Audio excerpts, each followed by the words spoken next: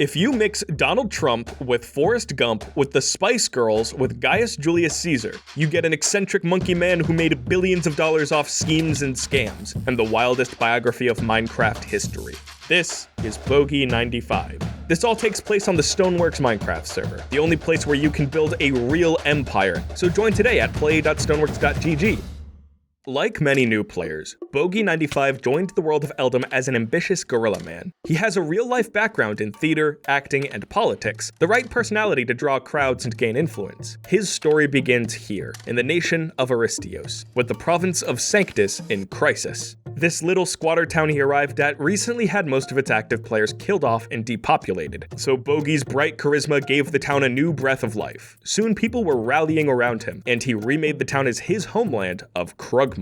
With a small town under his control, he had enough influence to move around the available funds from the citizens of Krugmar. This political power is a risky capital venture in itself, using public funds towards his own projects and skimming a bit off the top, which would eventually catapult him up the ladder as a morally dubious politician and a ruthless businessman. The Republic of Aristios here was at the height of its power, so it was busy dealing with other matters and neglecting its internal affairs. So when a rat person named Siren Drowned reported Bogey's rising influence to his provincial governor, he was shooed away. But this would haunt them, as Bogey emerged as one of the leaders of a secret alliance among many small squatter towns in the region who planned to take control for themselves. The Republican government caught wind of this and marched on one of the towns to confront another leader of the squatter coalition. Panicked, this player made a deal with Aristios to betray the conspiracy, and in turn they would become the governor of another big province. The Aristios leaders reprimanded and isolated Bogey for his part in the conspiracy, so in the time it took for this to blow over, he joined with Siren Drowned to get into Eldham's artifact trade, buying and selling rare items that had been at historical battles, had non-vanilla enchantments, and could even break the game. He invested this money into a new scheme, what we now call the Sun Money Fiasco. The idea was to sell Starbucks franchises, selling clients all the materials, construction blueprints, and branding to set up businesses in their nations. This would mostly serve the wealthy role-playing community, selling drinks and pastries at exorbitant prices, $1,000 for a cookie, just like the real Starbucks.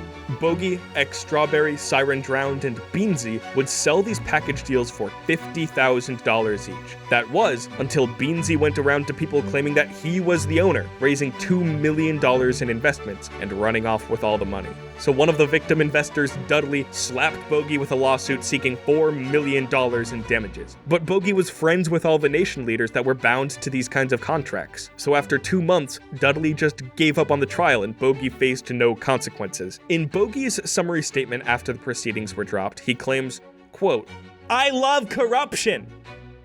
Soon after, the neighboring rat people attacked Aristios in an effort to vassalize the empire as the land of Rathnir. The players Sewer Rat 55 marched on Krugmar and took Bogey 95 hostage, using him as a bargaining chip to bring Aristios under the heel of the mighty Sewer King. But in his time with them, Bogey began to like the vibrant squalor of the powerful rat nation, who ate their own dung and lived in the sewer. Aristios' army met the rats on the battlefield but was quickly defeated, so they regrouped in their capital and did an ancient ritual to summon their national god. The Aristi army marched again on the occupied zones of the rat army with divine support, and the occupying rats fled from Krugmar in fear. Soon after, Krugmar became a bustling city, attracting many with its vibrant and charismatic culture. Bogey began to experiment with one of the most reliable markets in the economy: real estate.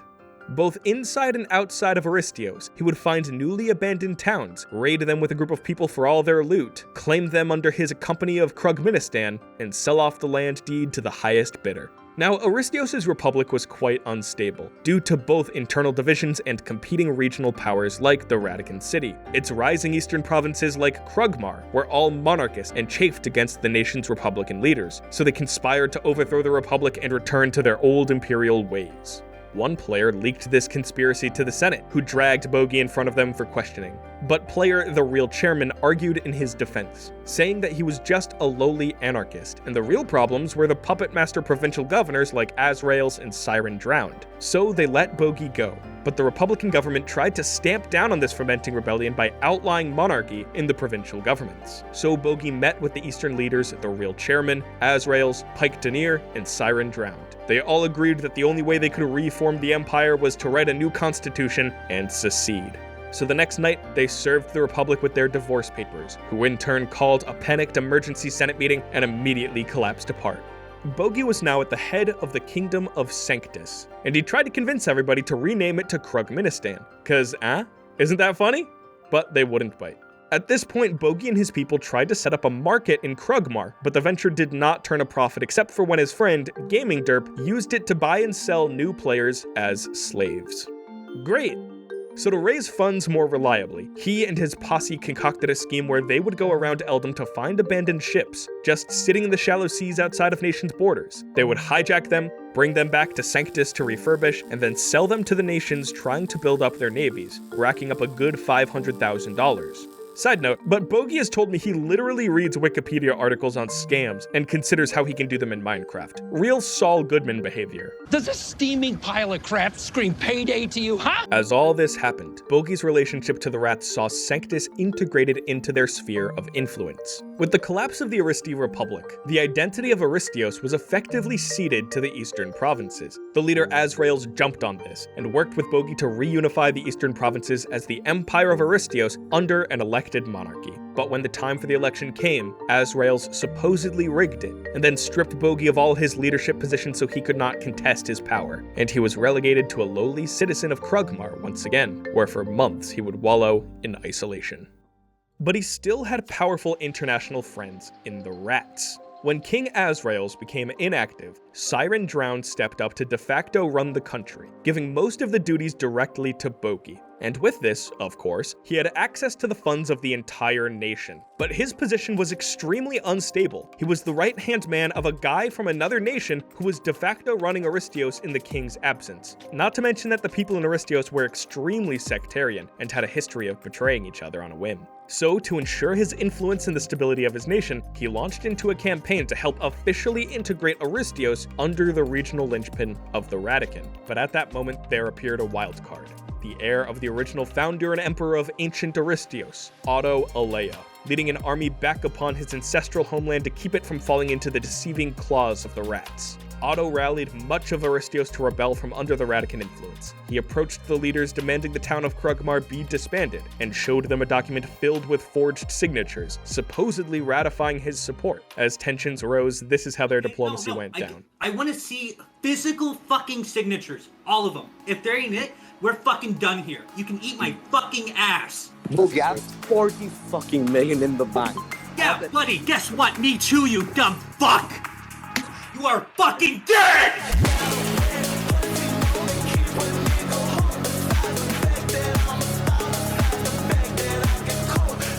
So the rats attacked Otto's coastal stronghold of Purdon. Otto Alea held them off as each side raided each other across the borderlands, but the rats made a uniting deal with their rising neighbor, the mighty and militaristic Empire of Ashai. Together they invaded and captured the capital of Aristios, ending the war and annexing its heartland territories. The rats became a cornerstone of the Empire of Ashai, which grew to become the largest empire in Minecraft history. And Bogey had secured his place as a man of wealth and power, with access to the untold riches of the global dynasty. Bogey used his high connections in Ashai to approach the players of Eldham's elite, who often threw hundreds of thousands of dollars around, and he sold them on the idea of buying a McMansion in his Krugmar Country Club, where they would hold exclusive events and private auctions. After raising about $300,000 for himself, much of the country club was built, but most of the server elite buyers died in wars, so he didn't have to make good on his sales pitch. Now, the Empire of Ashai was at its height during a period full of just so much violence. There's a quote that, if you can't make money during a war, then you flat out can't make money. The nearby nation of Sulia had just been beaten and vassalized by one of Ashai's allies, but they were told that they could buy their sovereignty back for $3 million. Eager to get in on this, Bogey stepped in. He consulted his list of weak nations to exploit, and he told the Sulians, hey, the faraway nation of Khorshchev is extremely weak right now. You could threaten war to extort them for cash and empty lands to sell off. So the Sulian leader Chalter the Gamer did just that, and levied an empty war threat against Khorshchev for $4 million worth of land and $2 million in cash, with Bogey expecting a 30% brokerage fee. Khorshchev quickly gave in to these demands, but at the very end of the negotiations, Chalter the Gamer smugly antagonized them, saying, thanks for folding. and Khrushchev immediately knew that it was a scam. So they pulled out of the deal, got backing from a mercenary army, and threatened to invade Sulia back. Sulia had just lost a war too, remember? So they kind of backed off, still brokering a deal for Khrushchev to give them $600,000. Great job, Chalter. Now, Sulia did eventually conquer Khrushchev, but Bogey still only ended up with $200K out of all this drama. Womp womp. Through some political butterfly effects, these proceedings also ended up with Bogey owning an ancient capital city with a prominent legacy. Years ago, there was a mighty and famous empire called Uraka, whose violent collapse shook the world and began a new era of Minecraft history. So after Bogey bought its old capital of Kish for $2 million, he owned it as real estate within the nearby nation of Drakase. Drakase was a vassal of the same empire of Ashai that Bogey was in, so they allegedly told him that he could do whatever he wanted with the old capital city. But a roaring tide of political might rose over the horizon, as several nations in the north unified under the era of Uraka's ancient dynasty, the player Tillix, to form the Second Iraqi Imperium. The new Iraqi Imperium was grasping for legitimacy that tied them to their ancient glory, so they bought the city of Kish from Bogey for $3 million. But after Bogey cashed the check, Drakase flipped out on him and accused him of treason. They reported him to the government of Ashai and demanded he give them the $3 million from the deal. So the High Counselor of Ashai, named Emrys73, who had a deep relationship with the Empire of Uraka, set up a meeting between Bogey and the Iraqi Emperor Tillix. But this didn't go anywhere. Instead, Tillix secretly tried to turn Bogey and another Ashai leader to get them to betray their country and coup them. Bogey immediately ran to the Ashai Council, but they didn't trust him because he sold land to the Iraqi Imperium and he knew too much about this situation. Wait, what? So they accused him of being a traitor. A courtroom drama transpired with the factions of the Ashai government lobbing accusations of treason all around. But when the dust settled, they found the Iraqi spy was the counselor who had deep relations with them, Emrys73. Ashai was so pissed off that when Uraka threatened a small democratic neighbor of theirs, Ashai gathered its global coalition of superpowers and invaded Uraka, crushing it in battle and burning down the fledgling empire. And of course, with all the newly unstable and vulnerable towns here, Bogey gobbled up a lot of them to sell. Collapsing the successor state of an ancient global empire for profit? Check. But everything would change when a comet appeared in the sky that signaled the end of Eldham and the coming of the new world Abexilas. The exorbitant pools of money that Bogey and his crew had built up became almost useless overnight, so everyone started blowing it in the stupidest way imaginable. Gambling. People would buy randomly generated buckets of tropical fish and bet on the colors and patterns that they spawned with. There even became a market where rare collectible fish combinations would sell for millions of dollars to outrageously wealthy trophy hunters. The amount that Bogey personally spent on this? $65 million! As the comet passed by and the world of Eldham froze into darkness, Bogey had made his mark on its history, building his businesses, getting swept up in wars, betrayals, scams, and the collapse of empires. As the lush new world of Abexilas came into view, there was one question regarding all of Bogey's influence, talent, and low-key psychopathy. What was he gonna do now? Rise again among nations, broker wars and deals, and get called to court over millions of dollars again?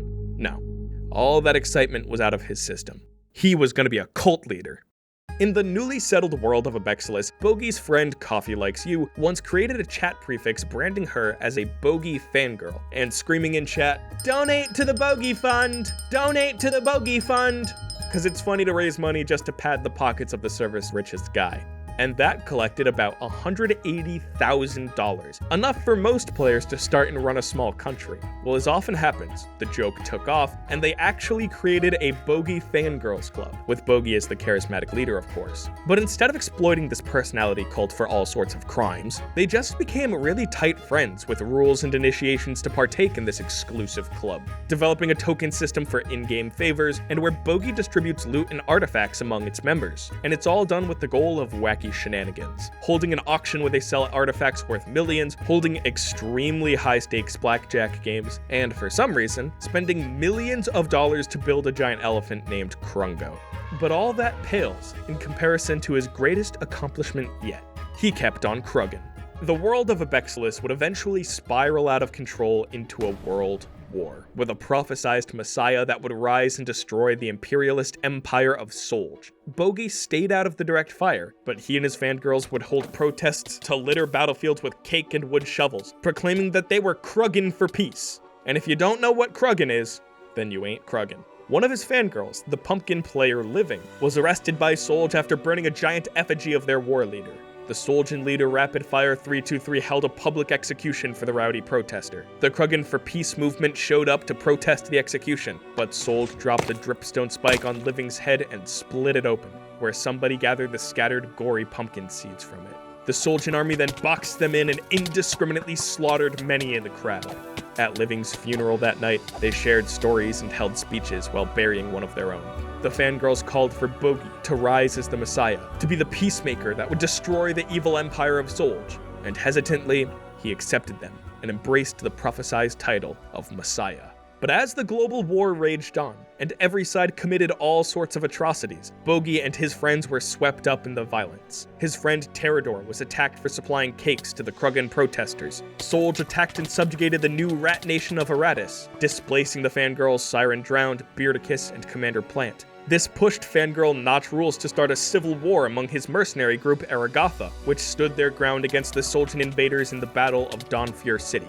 So, when another messianic claimant named Clap rose out of the shadows, Bogey was forced with a choice: push ahead with his claim to the war-ending prophecy and keep his friends in the whirlwind of blood and violence, or embrace this wild card as their best chance. So he met with Clap in his home lighthouse of Dredge, and emerged proclaiming him the true messiah, swearing his fealty and funds to his cause. So with the grace and talent of the fangirls at his back, Clap walked forth and completed the prophecy, destroying the empire of Solj in a great cataclysm of apocalyptic fire. The pumpkin seeds of their friend Living were planted and cultivated, being reborn out of the bloodshed into peace. So now Bogey and his friends could finally rest and work on building Krungo the giant elephant. Thanks for watching. Subscribe if you liked it, check out this companion video on our server economy and its shenanigans, and join our server at the ip play.stoneworks.gg.